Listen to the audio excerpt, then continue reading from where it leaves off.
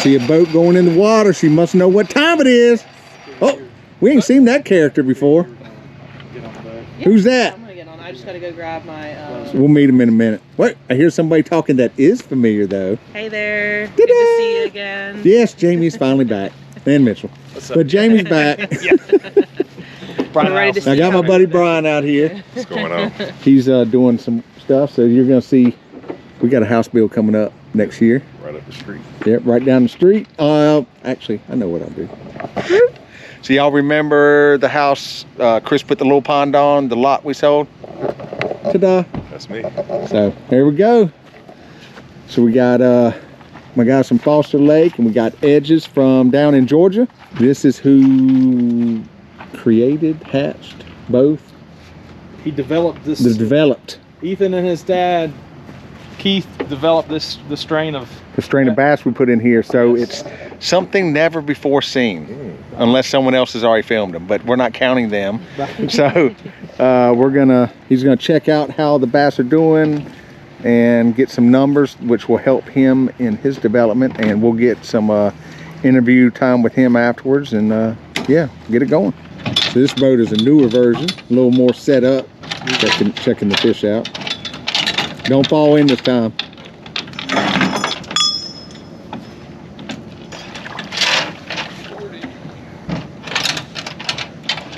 You can see it's got a little trolling motor, some no gas powered jig going on. Our environmentalists can rest easy for 3 seconds.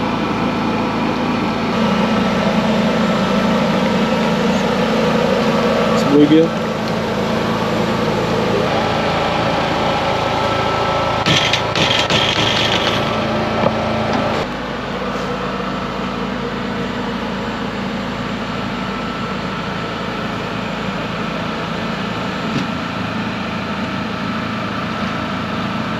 Oh, you got something big underneath. Something just rolled right there. It's trolling motor. Oh, was it? Okay. We're like, hey. Make sure you leave that in the audio, please. I got jaws over here.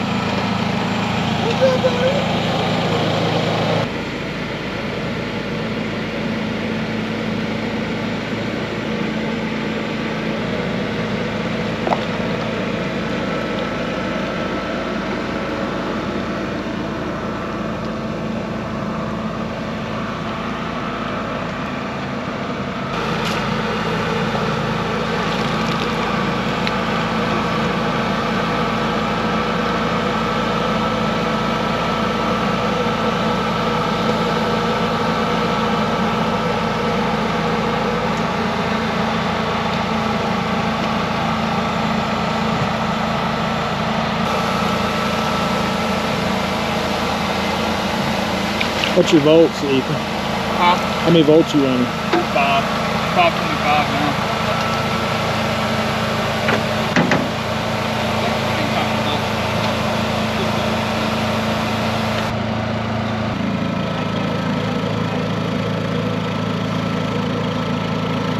Is that a bass or a brent?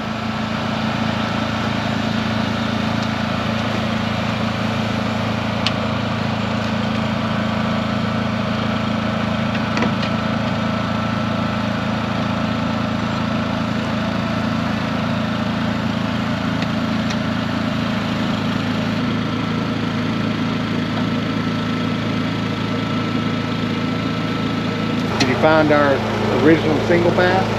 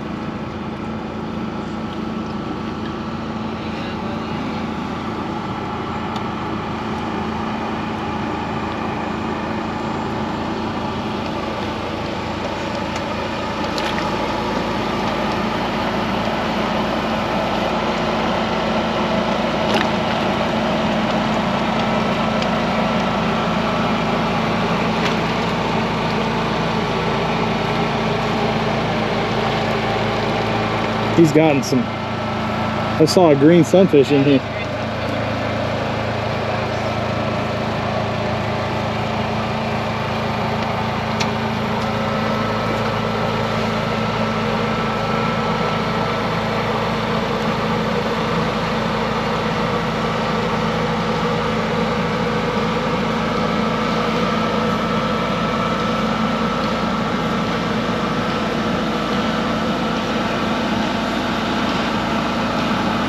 Trying to figure out where all the shiners have gone. I mean, these bass haven't been in here very long, and the shiners are just. They were in here a bunch. I mean, we stocked a bunch of them in here. What do you call them, bunch? Probably stocked originally like 300-400 pounds. I was like 200 pounds. Okay. I don't remember. 200 pounds. With, 10,000. with over a year of no bass, no predators in here. Like no bass predator. No, we've stocked the crap out of some blue. Now it was muddy. It was muddy for a long time. That was the only thing I can think of it. Yeah, the visibility on this one is not ideal.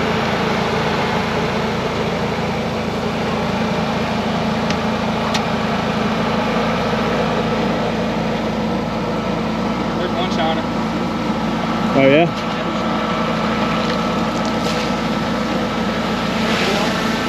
Ask and you shall receive. Spoke it into existence. That's what I'm manifesting.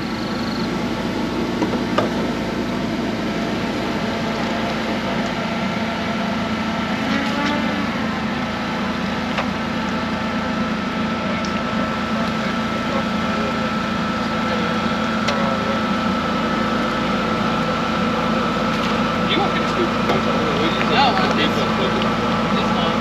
I'm just doing it just for his. I mean, I do if I'm really like a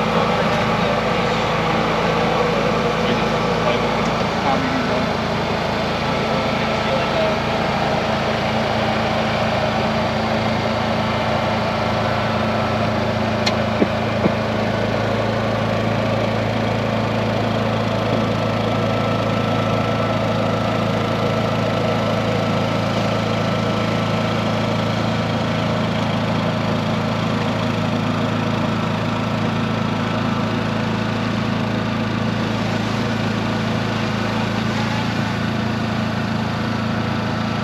One thing with not having a lot of structure in here, they're all spread out. You know, Yeah. so adding some habitat would definitely help that in the future. Because you know, where do you see the most, like these inlets? Like that's where they're hanging out. Now, Right. how deep is this little like forebay up there? Not Just very. Like 18 inches or something. Yeah. Because, you know, right around here is where we put those trenches, Right. and over there is where there's stumps. And then I put a lot of pile of rocks and stuff through Okay. here. But, yeah, we need to come Probably up along the shoreline, we need to do We a need a little bit more. Yeah. with- Yeah. We can do it. We can do it. Yeah. Check over here.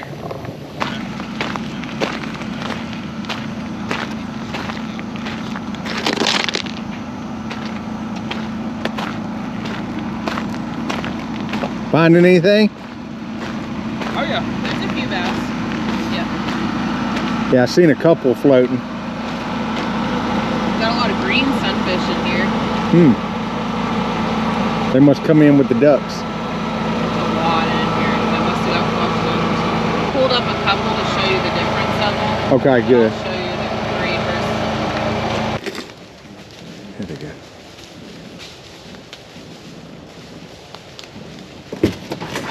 It's all right, baby. Come on. See, but my land we don't hunt. The land they're running onto, they do. So, you going the wrong way? Come on. Oh, look at that. So, what are you doing now? Going to weigh. We're gonna weigh and see what we got. When they're up to about 10 inches, you can guesstimate that they should be around an ounce an inch until they hit like that 10-inch mark. Maybe Okay. maybe 8 inches they will get a little bit chunkier than that. A 10-inch bass should weigh 8 ounces. Okay. Or like 7.7 to be, I think 95%, something like that. So but these bass are something you came up with? Strain you're doing? Yes. Okay. Yeah, so it's a brood stock. So he knows what the difference is with the green sunfish. So I know what 6 inches really looks like. Not what you think. You've been lying to yourself your whole life.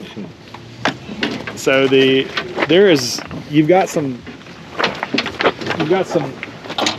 what we would call undesirable species as green sunfish coming in here. That's because that whole valley flooded, and so all the ponds over there got blown in them up. So this is a red ear shellcracker. He's kind of got like a little orange ear flap there. Oh, and he's in the water. But those are good to have. Okay. They're just another species to have in here. Okay. This is an example of a green sunfish that we are considered undesirable species. They've got more of like that mottled kind of purple brown. Right. So And then anytime I catch them, keep them out. they also have on their fins, it's like a iridescent, like an orange there. Right. And when they're swimming in the water, you can actually see it a little bit more noticeably, but those are guys that we are going to want to pull out of here anytime we get Their them. jaw, So, somehow here, when they watch me drop it. Also, like if you see how their jaw opens, it's a little bit bigger. It looks more like a little more like a crappy mouth almost. These guys eat eggs, fish eggs. This is why we don't like them, is they don't really get very big, but they also eat. That guy's designed to go in and raid nests, so that they actually eat fish. No, we ain't and got time that's for them. the They're like, bluegill right there, just to kind of show Yeah. side by side. that's So- what we want. This is what's providing you. So their mouth is slightly turned down, but not like the Gotcha. this guy. So they're still eating invertebrates and different things too. Gotcha. All right, so we got our first bass. 8 inches. He's on the floor.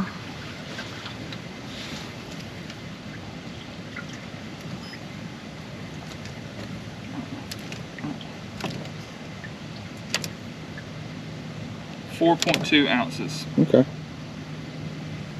So, I mean, definitely bigger than he's grown several inches in just a few So months. maybe next time we do the shot, we'll have the stuff and maybe tag them. Typically, you don't Or- shock a pond until, I don't shock a pond until either, if you're really after it, you do it after 1 year, Okay. after the stock. If, most time it's 2 years Okay. after the stock. Okay. And it's all according to when you've done it. Like if somebody done it, the fall of this year, then no, I mean, I'm not gonna go in the very next year and try to do it. Right. But I may do it the spring of the following year, so I'm right around that 18-month mark, Right. But just to see where I'm at. They've all got really good body composition. They've Yeah, got you showed really us that round- before. Yeah, that's good. Round bellies on them. Which Yeah. is what See, you like want. me. 7.5, 3.6, or 3.8. They're healthy. Yeah. Yeah. That football shape is what you want. All right, here's a pretty big hybrid right there. Yep, hybrid bluegill. What's up, fool? Some of your green Oh. green sunfish and bluegill will naturally hybridize in the Oh. pond. So you're going to have that just because of the watershed upstream from you. Right. There's always going to be a few of those in here. I think the other thing to consider is think about, so talking about structure like we talked about, we're going to work on that plan before the spring. There's some of the forage stocks that's Okay. still in here. Oh. That Headman over there. That's interesting, isn't That it? Headman over, yeah. If you and I sit on the couch and they feed us Doritos, like Right. we're going to get chunky, right? Right. But if we are standing on the treadmill eating Doritos, we might gain a little weight, but we're probably going to stay roughly around the same because it's Right. like energy input versus energy output. Yeah, Gotcha. it's pretty red ear. So Redder grows slower, I'm at the tank. so it's natural. Like the bluegill are going to be a little more advanced than they are. And we're on probably what, third, fourth generation on our bluegill now. Yeah, you've had at least 2 spawns, right? Yeah. yeah. And there's fry on the shoreline that are so small we can't even get in the net. But I Right. mean, it's there. They're reproducing like they should. That's pretty. Oh. Yeah. That's really nice. So what generation of your, and I'm just talking out my ass because I don't know how this works, but so what down in the generations of your strain are you with this certain experiment you're trying? First. Okay. Hey, I get to be the guinea Very pig. I first like it. strain of them. Probably Ooh. initial stocking of bluegill right there. That's a original. He's about. I mean, going into the winter, you can, you can even back way off. I mean, they're eating it hasn't ever gotten cold, right? So typically by Thanksgiving, we're usually backing off feeders, but Yeah, I've got them set to run 10 seconds in the morning, pretty close after sunrise, and 10 seconds at night, pretty close before sunset.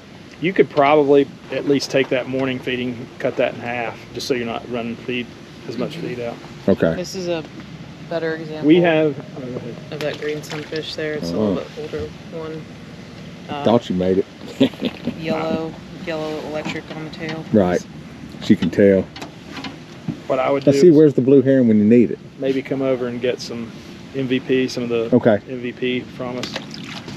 What were you going to recommend, Ethan? Hmm? As far as feed, what kind of feed do you guys usually use? I like anything that's over 40%. Okay. Or 40% plus. Just Okay. my personal preference. The best way I explain it to the client is the higher protein that you feed your bait fish, when that bass eats that bait fish, then that protein's passed along. It's like us eating a nice cow. That's right. Yes. And do you hear what I said about how often I'm running the feeders now? But see, now that's based off of the size of your feed. So like my feeders, I only run them for 3 to 5 seconds per feeding. Okay. And I do 3 feedings a day. I do 8, 1, and 5. Okay. Or I And do is that something similar to probably the MVP? It's a high protein regardless. Yeah. What Okay. was MVP Aquamax? Yeah, it's one that has the 3 different sizes. Aquamax makes a good food. I mean, if I had to compare it to anything, I say it's up there with Optimal. I Okay. mean, and that's, mine is manufactured by Optimal, but it's our own line of fish food. If somebody can't, like, I'm in Georgia, not everybody don't have the ability to get my fish food. Even the people in Georgia don't have everybody don't have the availability to get it. My second suggestion is Aquamax. So see, when you're doing pickups, you run through Georgia, you need to roll by and get us some And food. get us a pallet. There you Get a go. couple pallets of it. And you can buy Optimal. You can buy it online as well if that's another option for you. I mean, but Here's Dustin, we know that Dustin is the guy who creates a lot of those feeds out there. There's our And golden he's amazing shiner at right there. Optimal. So this size pond and the amount of fish we think we have in here, running a couple feeders is enough. I did that more to kind of space it out, but I guess I could cut back on them and I'm still getting the same. It's just really a lot of it depends on if the fish are still eating. You know, Go throw a handful in. right? We'll see. They're eating. They come up well, like piranhas. And I didn't see fish around the shoreline. Usually, you can keep it at 10. I'm just saying what we would normally recommend, but the temperatures this year have just been so strange. Right, it's kind of hard to. It basically, the rule of thumb is when you start seeing feed up on the bank, it means you're feeding too much, so cut it back. We don't do a lot of, in the summertime, we cut middle of the day feedings off. Like that's just something we do. But you can do is, multiple feedings a day. Which just we get a for little your colder second. than what Georgia does, a little bit. Oh yeah. Yeah, so. We used to cut ours off in October. Like, we never stopped feeding just because of where we're at. But like October, we were cutting off the morning feedings. But I'd say past 2 or 3 years, we fed 3 times a day year round. It's never stopped. In October, we were getting frost. And now, I think the first frost didn't happen until after Christmas or right before Christmas. And I think we had one more frost after that, and that was it. Yeah, that sounds, I mean, we didn't get much either. Yeah, it's been very warm, very Yeah. mild. Very warm. Yeah. So yeah, it's basically if they're still eating it and you're not seeing it roll up on the bank, it's fine. Okay. But going up a little bit in quality is probably going to put more Protein weight in on them. them. Okay. I think that can- feed's only 32%. Yeah, the game chow or Game whatever. chow. Yeah, it's 32, It's Okay. different sizes, but I think it's still 32. and it has more fillers in it, like soybean and stuff. Yeah, a lot of Here's people are like, why don't you just give them dog food? Oh, Lord. I'm like, yeah. Feed them dog food. That's right. Do Oh, I gonna feed my toss- thoroughbreds dog food? Whoa, what is Toss them that? out. What is that? Catfish? Yeah, some catfish. Oh, my catfish yeah. done had a baby? Oh, Yep. put it in a bucket that I'll put them back in the little pond. Okay. There's a bigger one in That's there, like a- too. Yep. Yeah, I'll put them back up top. That was in here? yeah, hanging out by the feeder. Yeah. Yep. Yeah, I'll put them back up top. They done had babies. Now, what you could do 8, over the winter, 5 ounces. That's a chunk. So that was right the, there's an achiever. Huh. That's a chunk. Now, over the winter, Yeah. you could cut your aeration off and just see if it helps settle it down, get those fines dropping. Yeah. Yeah. Because you don't need it really for aeration this time of year. So that's what I would do. Crank them back up when it gets Yeah. hot.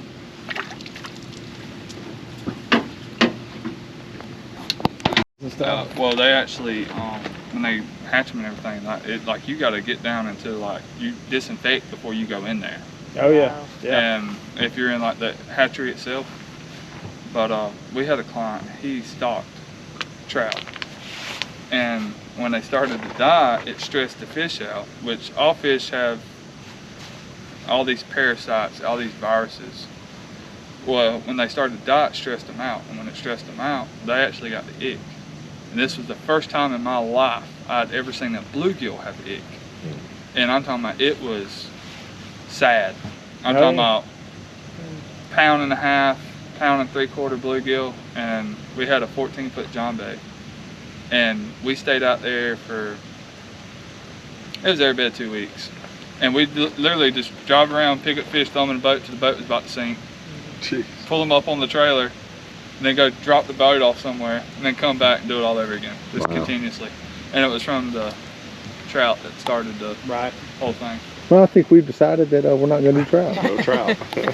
The hatchery we do deal with has like untested and tested for some of the not ick in particular. And predominantly catfish. Catfish are Catfish bad, you get it before Oh, any other we fish I've definitely ever going seen to get our get it. catfish out of Yeah. here. Scaled fish have a harder time. They struggle. yeah. They're more of like a columbarius, fin rot, you know, that type of thing. Yeah.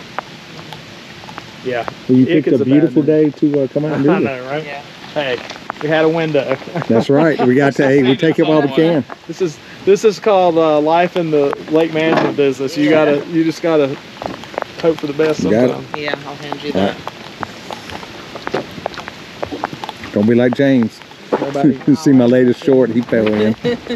Oh, now my PFD is soaking wet. I want to throw that Oh. in the truck. You good? I see. Oh yeah. Cool. So you're down in Georgia. Yes, sir. We need structure. Structure, you got to make the bass lazy. And what you're wanting to do is you're wanting the food to swim to him. The lazier you can make a bass, the bigger he's going to grow.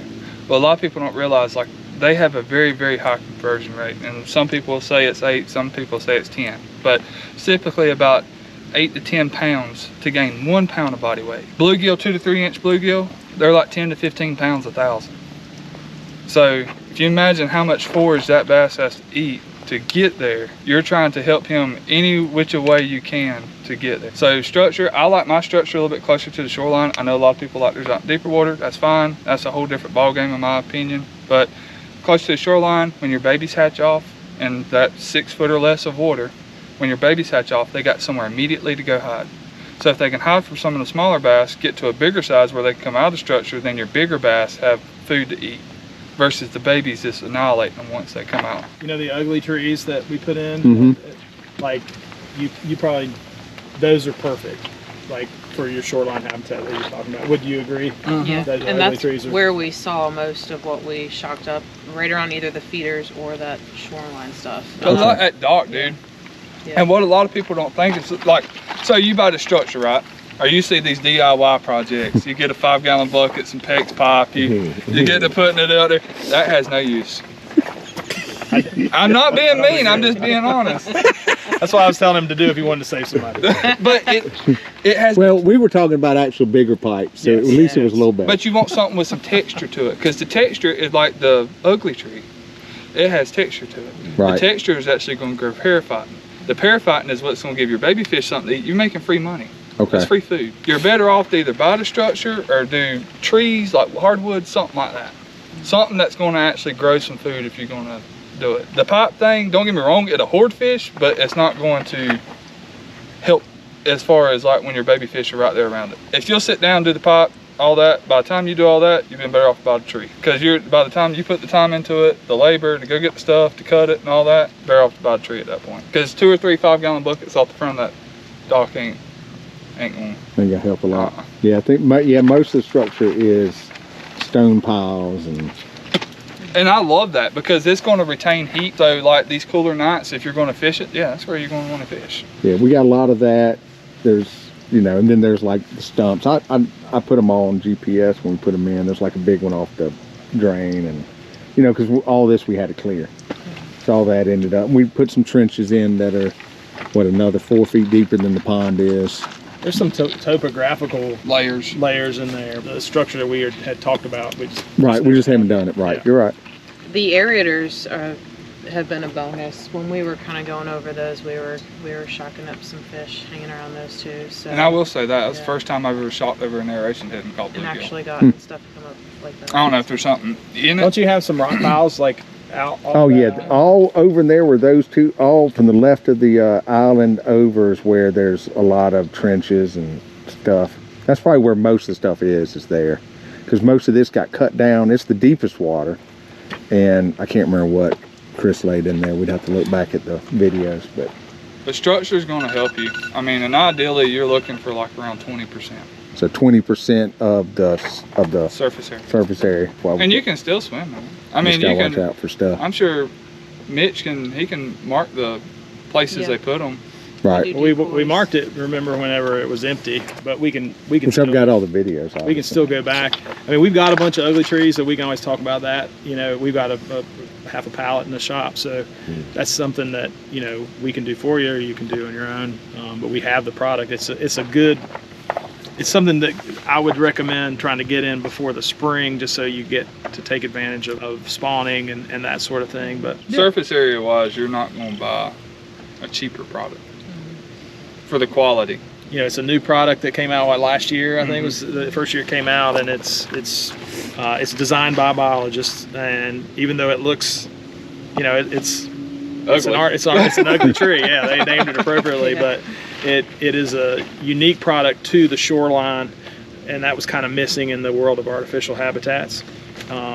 You know, the bucket stuff that I was telling you earlier with the scraps and everything, that gathers fish, and it does enhance. It's better than nothing, but the ugly trees are definitely something that having some reefs made out of those things will up your overall productivity on the sunfish side, the bluegill and shell. Gotcha. You want a balance of dense versus spatial, like habitat. So the spatial is, we're talking about like that really tall stuff with just arms out everywhere.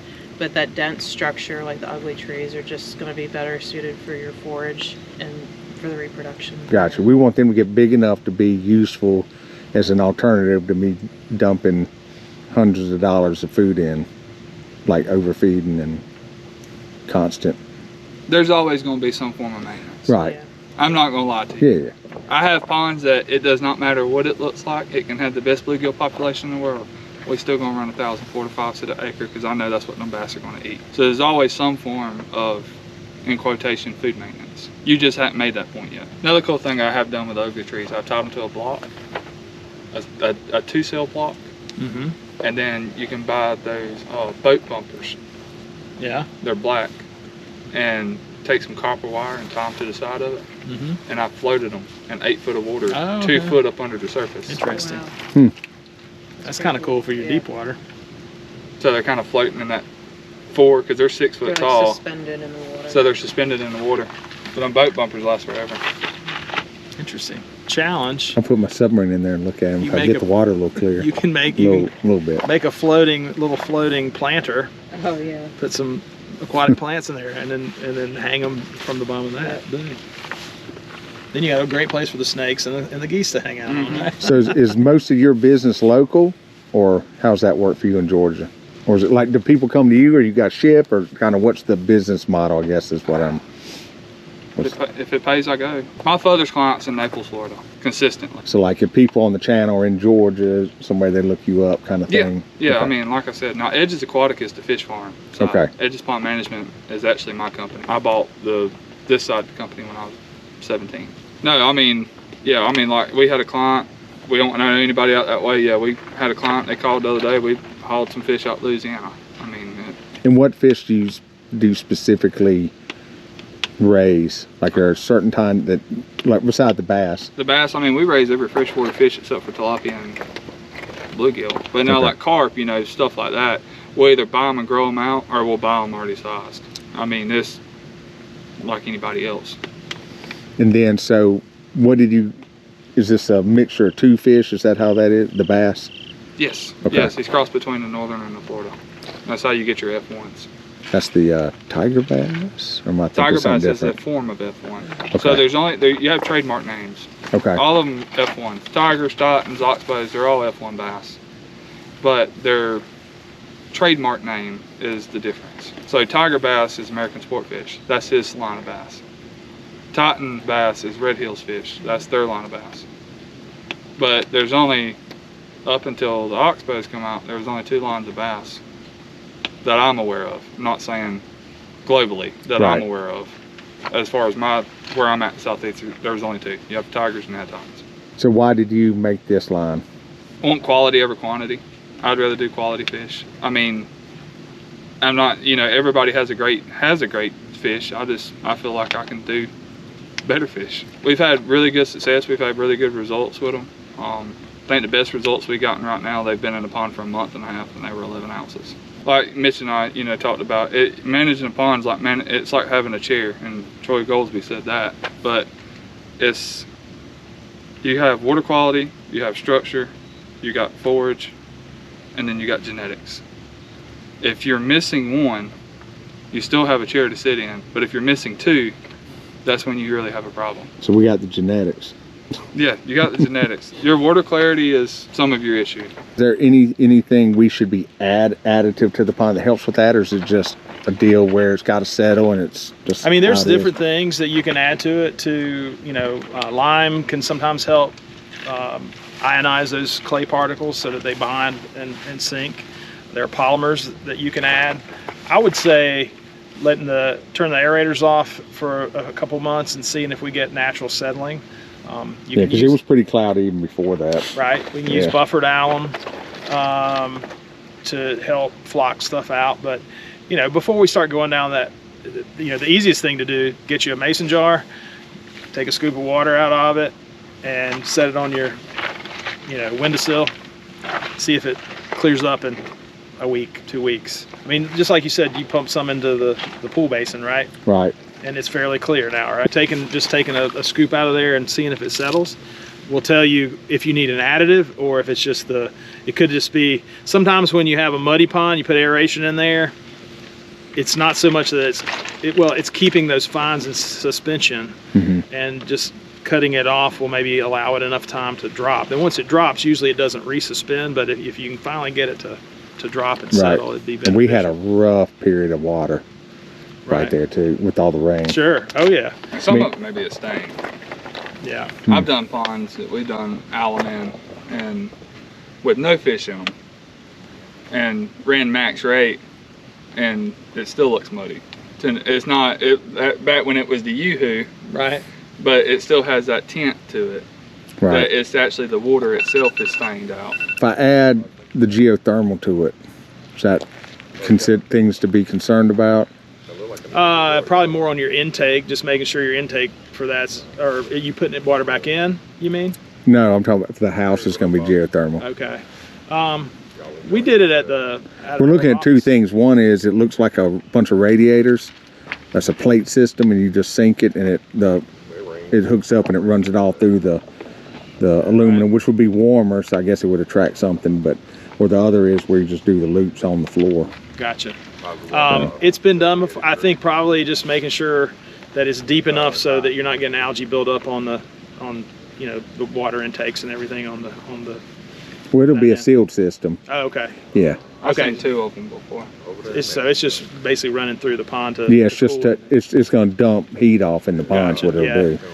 I don't think it'll be a huge issue because it's going in such a big system. You know, I don't anticipate that being a major. And it's not a major, even though the house is big, it's not a large. It's because of the material we're building with. It's like the material of a house that half the size is the. If you see, you might get algae blooms like right where that loop is. You know. Thing a lot of people ask me is pool's going to be saltwater pool, you know, where it creates its own chlorine. So it's already lower, but then we're also going to do a ionizer, and then you can drop the chlorine content even lower. It's like almost drinking water. But you know, it's like if you know we have a failure on a pipe and we dump all this, you know, we dump 60,000 gallons of chlorinated water into the pond. You'll kill a few fish. Okay. You won't kill all. Localized. It won't. Yeah, you won't kill all of them, but right. Like what's near that inlet when. I thought saltwater pools was just straight salt. No, you dump salt in, and then when it runs over, it does a power to it, and it's got a little conversion it does, and it releases. So it breaks the sodium away. Yeah. From the Yeah, chloride. yes. Correct. And they're very, I mean, they work great. But yes, I can tell you from experience at a couple of HOAs where they dumped the water into the pond because it was convenient. You lose a few fish right around it. One thing about chlorine, once it hits those organics and like gets bound up, it'll get bound up in the mud and all the organics and stuff pretty quickly. So my suggestion would be, if you ever have to do that, try to either like get it going through like a pile of rock, throw you some riprap, Right. like a little dissipator pad, if you will, just to kind of spread it out and let it go through some material and some vegetation and stuff before it hits. Like if you could get it going down through a channel. Well, like if that. I know I've got to dump something, then I'm gonna cut it off for a couple of days before I do anything, and then Yeah. Buy some dechlorinator. it dissipates pretty fast Sodium anyway. sulfate will knock it out. You might have to get a bunch for something like that. But yeah, you can also do. Well, the ionizer, not many people have that, and Yeah. it supposedly cuts it even down pretty far. That's So pretty awesome. another fun-filled adventure. Yeah. Appreciate you coming down. Appreciate the bass. We serve on the board for the Society of Lake Management Professionals together for the last 4 or 5 years, and this summer when we were talking about these bass, one of our guys was literally at one of our clients in North Carolina saying he wanted some fish, and he sent a video of his buddy who lived in like Georgia or Louisiana or somewhere. Yeah. And I saw his dad on the back of the truck, and I go, I know where he got this. So I immediately called Ethan and started talking to him, and so it's just, that's the cool thing about our industry is like we all know each other and Yep. get along, and we work together to help each other out, and that's perfect. 95% of the skill. yes, Yeah. right, There's always that one. yeah. So, but You'll get it's- some mom and pop companies come in and cutthroat and Yeah. you'll get them to do something for you, then they try to poach your client later or something like that. Wow. yeah, but We all We've- have the same common goal here. We're just working in different regions, and we're just and you work learn together. learn more Yeah. by sharing information with each other, and everybody gets better, right? You ready for some fish? Yes. You ready now? Yeah. All right. Have we teased you enough? Yeah.